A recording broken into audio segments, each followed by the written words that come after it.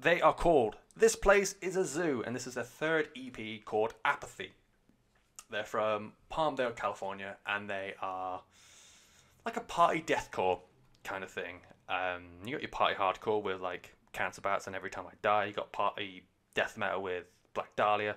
Then we have party deathcore. It happens. So yeah, I've been aware of this band for a lot longer than I realised. They released a free EP in 2012. Literally called This Is a Free Fucking EP. Or words to that effect. And it was just mad shit. It was a time where I was like really trying to get in tune to what kind of music I liked and what kind of music I wanted to listen to. And yeah, from that EP, they had a cover of Duality by Slipknot, and it largely kept to the source material because of the fact that This Place is a Zoo have like an electronic element in there, adding those little bits and having the little pulses of electronic came quite natural. The biggest difference was obviously verses and that sort of thing follow the more hardcore ethos where it was screened vocals and very much in your face. The mixing for the band at the time was very, very weird. It always felt like they were constantly trying to fight who's going to be like the biggest sound at any one point in time. The other song from the EP was the Duality cover was actually pretty decent. I really liked it. The other song from the time that they were really big on was Super Devil Juice. I feel like that was going to be their lead single for life at that point. I know a lot of like up and coming bands have that one single that they push to the heavens. I feel like it's Super Devil Juice purely because I think it got released 3 times. I think it was the lead single up until the EP got released, and then the EP released with it on, and then they released a re-recording of it as well. So I feel like Super Devil Juice was like their song for a while, and it was a great song. Really bouncy, kind of like a new metal vibe in there, but at the time, the hardcore influence in their music was a lot bigger than it is now. So it was very like bouncy, hardcore, death metal sort of stuff. I kind of feel like it was a bit rooted in like New York kind of hardcore, if we're going to be really, really niche. But yeah, it was a lot of fun at the time. Afterwards, they released another EP. They go straight to the album. Boop. No, so they had the EP in 2012. They released an EP in 2014 called People Movers. The debut album came out in June 2015. It was called Strangers. They released an EP the following year called An Even Better Time, and then they went kind of quiet, and then they've released Apathy. So here they are. Said the same thing twice. In Apathy, then, the sound remains very them. Listen to them back then, because I only really listened to that EP. Listen to that EP and then listening to Apathy, you can definitely tell they are the same band. It is that very weird electronica on top of very hardcore inspired or hardcore rooted deathcore. Now though, I feel like it's very much more refined. Songs feel like they have a lot more structure. Riffs have a lot more groove in them.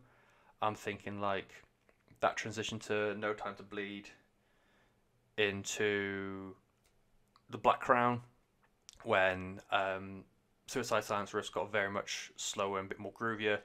I think this has got more that kind of aesthetic into it.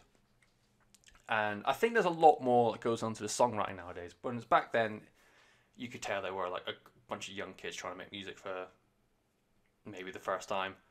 Now, though, I feel like more thoughts going into like this bit should go here, this bit should go there, we should do this in this part, and etc., etc., etc. I think that's just, I think just a bit more intelligence behind their music now. It's an explosive start with the EP and the song The Albatross. I feel like it's like a habit for them. The first song on their releases are always like the in-your-face hardcore shit. And Albatross was as well. It's like this blaring, blasting hardcore. It's got these like weird pulses of, initially I put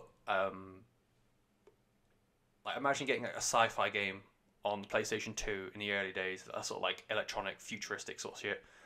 Now though, it kind of reminds me of like Gran Turismo on the PlayStation 1. I only say that because it's like the whoa. It reminds me a lot of like the Matrix style futuristic sci-fi future sort of stuff that everyone in the 2000s was like really on board with or really obsessed with. So that's a nice little callback. I think it's, I don't know if it's meant to sound like that or not, but I feel like it's a cool, like, different way of sounding electronics in hardcore or deathcore, whatever you want to call this.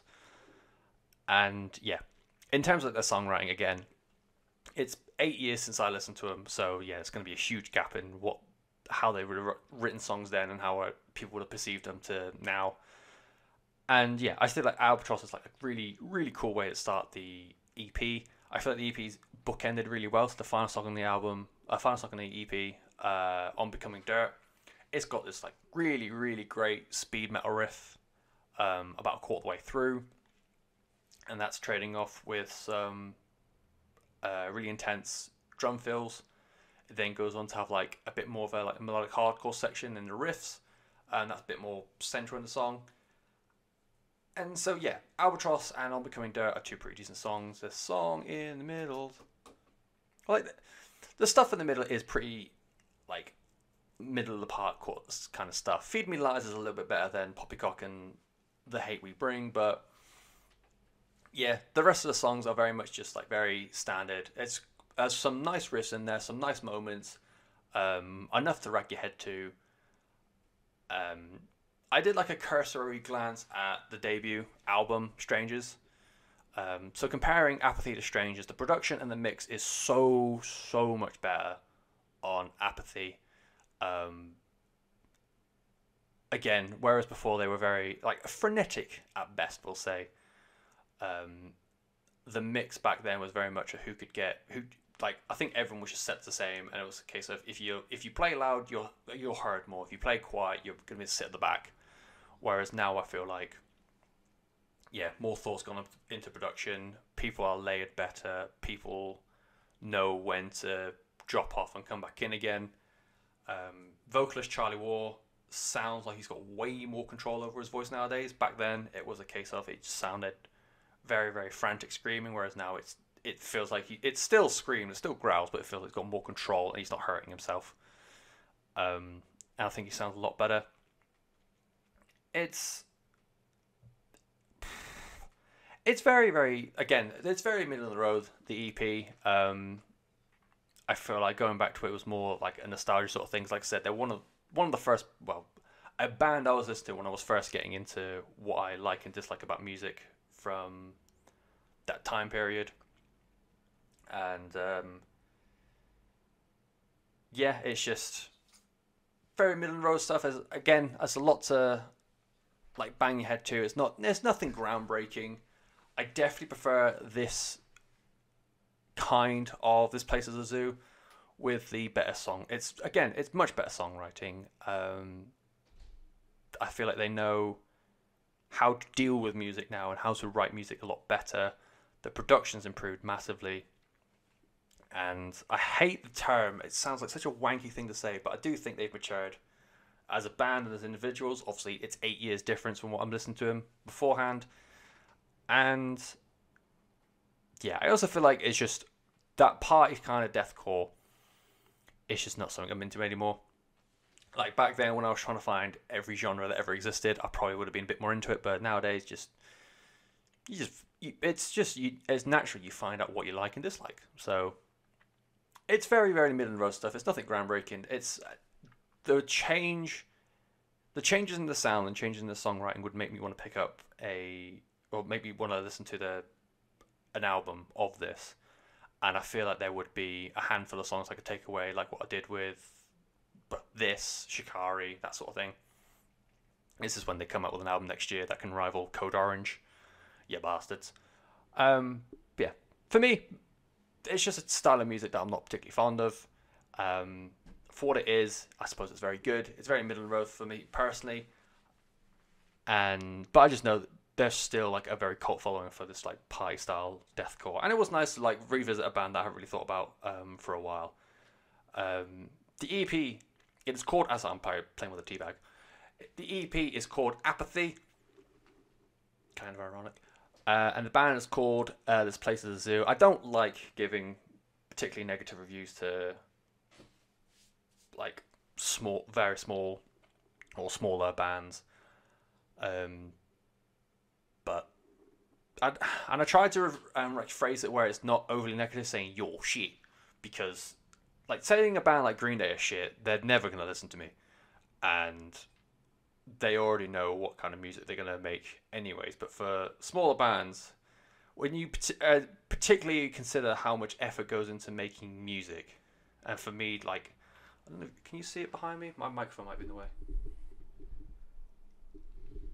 That's going to sound shit for audio listeners, but I've got a bass guitar behind me and it's just gathering dust, and then there's me saying your music doesn't sound like proper, and it's just fucking yeah. But if I chose to try and review music, I've got to say stuff.